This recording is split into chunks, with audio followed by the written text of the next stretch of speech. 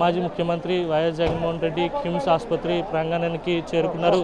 మరి కాసేపట్లోనే కిమ్స్ హాస్పిటల్లో ఉన్నటువంటి బాధితులను పరామర్శించబోతున్నారు. ఇక్కడ దాదాపు 3 క్షతగాత్రులు ఉన్నట్టుగా తెలుస్తోంది. వారిని పరామర్శించి వారికి ధైర్యం చెప్పబోతున్నారు. అలాగే స్టీల్ ప్లాంట్లో ఉన్నటువంటి పరిస్థితులపై కూడా ఆయన వారితో మాట్లాడబోతున్నారు. ఇప్పటికే జరిగినటువంటి ప్రమాదంపై సర్వత్రా విమర్శలు వ్యక్తమవుతున్నాయి. రాష్ట్ర ప్రభుత్వం, ఉక్కు యాజమాన్యం నిర్లక్ష్యం కారణంగానే ఇంతమంది కార్మికులు మృతి చెందారని అంతా ఆగ్రహం వ్యక్తం చేస్తున్నారు. కార్మిక సంఘాల నేతలు కూడా రాష్ట్ర ప్రభుత్వం నిర్లక్ష్య వైఖరిని ప్రదర్శిస్తుందని పెద్ద ఎత్తున దుయ్యబడుతున్నటువంటి నేపథ్యం కనిపిస్తుంది. మనం విజువల్స్లో చూడొచ్చు.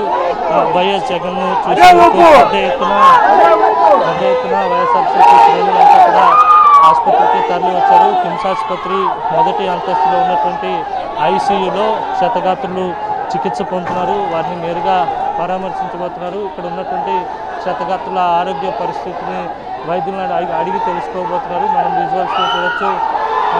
మాజీ ముఖ్యమంత్రి వైఎస్ జగన్ కోసం ఎన్ని ఆంక్షలు పెట్టినప్పటికీ కూడా పెద్ద ఎత్తున వైఎస్ఆర్సీపీ అభిమానులు అలాగే ఆ స్టీల్ ప్లాంట్లో ఉండే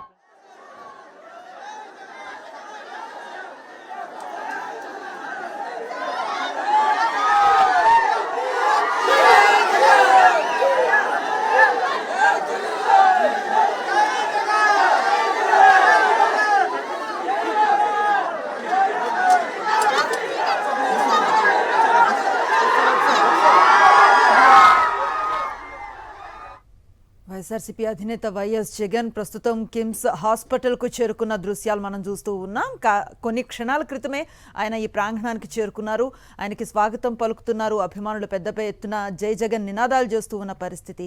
ఈ హాస్పిటల్లో దాదాపు 3 స్టీల్ ప్లాంట్ బాధితులు చికిత్స పొందుతూ ఉన్న పరిస్థితి. వీరంతా కూడా తొలి అంతస్తు ఏదైతే ఉందో కిమ్స్ జార్జ్ హాస్పిటల్లో దాంట్లో ఐసీయూలో వారు చికిత్సను అందుకుంటున్నారు. ఆ బాధితులను ప్రస్తుతం పరామర్శించబోతున్నారు వైఎస్ జగన్. తర్వాత వారి కుటుంబ సభ్యులతో మాట్లాడబోతున్నారు. అంతకుముందు 7 హిల్స్ హాస్పిటల్లో కూడా చికిత్సను అందుకుంటున్నటువంటి బాధితులను పరామర్శించారు. వారి కుటుంబాల్లో ధైర్యం నింపే ప్రయత్నం చేశారు. అలాగే ప్రభుత్వానికి కూడా ₹1 కోటి పరిహారాన్ని చెల్లించాల్సిందిగా ఆయన డిమాండ్ చేసిన పరిస్థితిని మనం చూసాము. గతంలో తమ ప్రభుత్వం బాధితులకు ఏ విధంగా అయితే చేయూతనిచ్చి నష్టపరిహారాన్ని ప్రకటించి అందించిందో అదే చొరవను చూపాలంటూ కూడా ఆయన చెప్పిన సంగతి కూడా మనం చూసాం. ప్రస్తుతం కార్మిక సంఘాల నేతలు, ఉద్యోగ సంఘాల నేతలు కూడా వైఎస్ జగన్ను కలిసి స్టీల్ ప్లాంట్లో ఉన్న వాస్తవ పరిస్థితులను తెలియపరిచే ప్రయత్నం చేశారు. వారితో మాట్లాడిన అనంతరం కూడా మీడియాని అడ్రస్ చేస్తూ వైఎస్ జగన్ మాట్లాడటాన్ని మనం చూసాం. ఇదే సందర్భంలో గత ఏడాది ఇదే తరహా ప్రమాదం బారిన పడి మృతి చెందినటువంటి ఒక కార్మికుడికి సంబంధించిన కుటుంబం కూడా వైఎస్ జగన్తో తమ గోడు వెళ్ళబోసుకుంది. అదే పరిస్థితుల్లో ఆ కుటుంబానికి కూడా తమ ప్రభుత్వం వచ్చిన తర్వాత న్యాయం చేస్తాం, వీలైతే మానవత్వంతో ఈ ప్రభుత్వం స్పందించాలి అని ఆయన సూచించడాన్ని కూడా మనం చూసాం. ప్రస్తుతం మా కరెస్పాండెంట్ అనిల్ మనకు అందుబాటులో ఉన్నారు. అనిల్, చెప్పండి, చాలామంది బాధితులు ఈ తరహా ఒక భరోసా కోసం ఎదురు చూస్తూ ఉన్న వాతావరణం కనిపిస్తోంది. ఎవరు తమకి కావాల్సినంత కాన్ఫిడెన్స్ని ఇవ్వలేకపోయారు. వారికి శాంతతని ప్రసాదించేలాగా వాళ్ళల్లో కొంచెం మనశ్శాంతిని కల్పించే మాటలు కూడా మాట్లాడలేకపోయారు. ఈ పర్యటన అన్నది వాళ్ళల్లో ఎలాంటి భరోసాని నింపుతుందంటే ఏం చెప్తారు? పూర్తిగా మాజీ ముఖ్యమంత్రి వైఎస్ జగన్మోహన్ రెడ్డి బాధిత కుటుంబాలను కలిసి అలాగే కార్మిక నేతలను కలిశారు.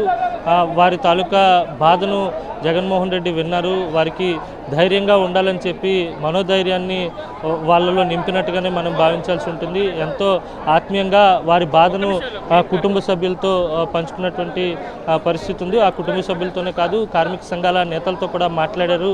స్టీల్ ప్లాంట్లో ఉన్నటువంటి పరిస్థితులకు సంబంధించినటువంటి అనేక అంశాలు అడిగి తెలుసుకున్నారు. స్టీల్ ప్లాంట్ కార్మికుల కష్టాలు, బాధలు అన్నీ కూడా వారితో మాట్లాడి తెలుసుకోవడం జరిగింది. అలాగే క్షతగాత్రులుగా చికిత్స పొందుతున్న వారికి కూడా మనోధైర్యాన్ని ఇచ్చారు ఆయన.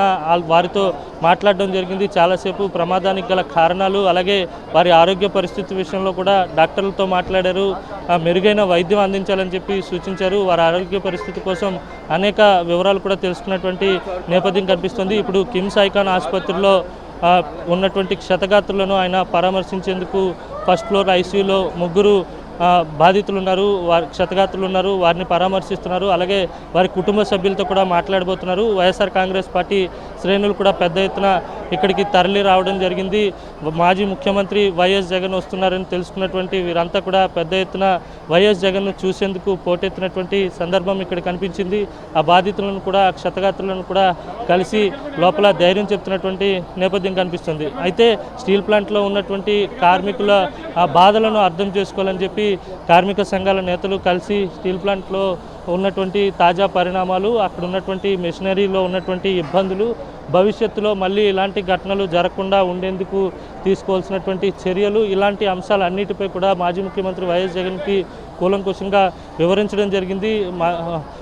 వైఎస్ జగన్ కూడా వారి మాటలను చాలాసేపు విన్నారు, వారితో మాట్లాడారు. ప్లాంట్లో ఉన్నటువంటి ప్రస్తుత పరిస్థితికి సంబంధించినటువంటి అనేక అంశాలు కూడా వారితో చర్చించడం జరిగింది. అనంతరం మీడియాతో మాట్లాడి ఇప్పుడు కిమ్స్ ఐకాన్ ఆసుపత్రికి వచ్చారు. కిమ్స్ ఐకాన్లో ఉన్నటువంటి క్షతగాత్రులను పరామర్శిస్తున్నారు. ముఖ్యంగా ఈ ప్రమాదానికి సంబంధించి యాజమాన్యం అలాగే కేంద్ర రాష్ట్ర ప్రభుత్వాల నిర్లక్ష్యం కారణంగానే మరణాలు సంభవించాయని చెప్పి ఇటు కార్మిక సంఘాలతో పాటు వైఎస్ఆర్సీపీ నేతలంతా కూడా విమర్శిస్తూ ఉన్నారు. పూర్తిగా వీటిని ప్రభుత్వ హత్యలుగా భావించాలి, ఎందుకంటే ఎన్నిసార్లు సమస్యలు ఉన్నాయి, ఆ సమస్యలను సాల్వ్ చేయాలని చెప్పి కార్మిక సంఘాలు, కార్మికులు ప్రభుత్వానికి, యాజమాన్యానికి విన్నవించుకున్నప్పటికీ కూడా ఎలాంటి చర్యలు తీసుకోలేదు. ఫలితంగా ఇలా జరిగింది. కార్మికులు ప్రాణాలు కోల్పోవాల్సినటువంటి పరిస్థితి ఉంది. అయితే సెవెనిల్స్లో చికిత్స పొందుతున్నటువంటి క్షతగాత్రుల పరిస్థితి కూడా విషమంగా ఉన్నట్టుగా తెలుస్తుంది. వారికి కూడా ఇబ్బందికరమైనటువంటి పరిస్థితి ఉన్నట్టుగా మనకి సమాచారం అందుతుంది. చికిత్స పొందుతూ ఓ కార్మికుడు ఈరోజు తెల్లవారుజామున దాదాపుగా 8:30-9 గంటల ప్రాంతంలో ఉదయం తుది శ్వాస విడిచారు. కాలిపోయిన తర్వాత, ప్రమాదం జరిగిన తర్వాత పైడిరాజు అనే కార్మికుడు మాటలు ఏవైతే వైరల్ అయ్యాయో పూర్తిగా ఆయన మాటలు విన్నవారంతా కూడా కంటతడి పెట్టినటువంటి పరిస్థితి. ఆయన మృతి విషయంలోని, ఆయన చనిపోయిన తర్వాత కూడా నిత్యమైనటువంటి రాజకీయాలకు ఈ ప్రభుత్వం తెరతీసింది. మాజీ ముఖ్యమంత్రి వైఎస్ జగన్ ఎక్కడైతే కింగ్ జార్జ్ ఆసుపత్రి మార్చరీ వద్దకు వెళ్ళి ఆ కుటుంబానికి ధైర్యం చెప్తారో, ఆ కుటుంబాన్ని పరామర్శిస్తారని చెప్పి సమాచారం బయటకు రావడంతో వెంటనే ఆ పంచనామా ప్రక్రియ అంతా కూడా వేగంగా ముగించేసి ఆ మృతదేహాన్ని కూడా తరలించినటువంటి నేపథ్యం కనిపించింది. మొత్తంగా చూస్తే పూర్తి స్థాయిలో ప్రభుత్వం ఏమాత్రం పట్టించుకోని కారణంగానే కార్మికుల ప్రాణాలు గాల్లో కలిసిపోయాయని కార్మిక సంఘాలతో పాటు వైఎస్ఆర్సీపీ కూడా పెద్ద ఎత్తున ఆరోపిస్తుంది. కార్మికుల కుటుంబాలను ఆదుకోవాల్సినటువంటి పరిస్థితి ఉందని కూడా వైఎస్ఆర్సీపీ డిమాండ్ చేస్తుంది. గతంలో జరిగినటువంటి ప్రమాదం ఎల్జీ పాలిమర్స్ ఘటనకు సంబంధించి అప్పుడు ప్రమాదం జరిగితే అప్పుడు ప్రభుత్వం మానవత్వంతో స్పందించి ఆ కంపెనీతో సంబంధం లేకుండా ₹1 కోటి ఇస్తామని చెప్పి వెంటనే ప్రకటించడం, కంపెనీ ఇచ్చినా ఇవ్వకపోయినా ముందు ప్రభుత్వం నుంచే ₹1 కోటి నష్టపరిహారాన్ని అప్పటి వైఎస్ఆర్సీపీ ప్రభుత్వం మాజీ ముఖ్యమంత్రి వైఎస్ జగన్మోహన్ రెడ్డి అందిస్తే, ఇప్పుడున్నటువంటి ప్రభుత్వం కనీసం ఇంత పెద్ద ఎత్తున ప్రమాదం జరిగి కార్మికులు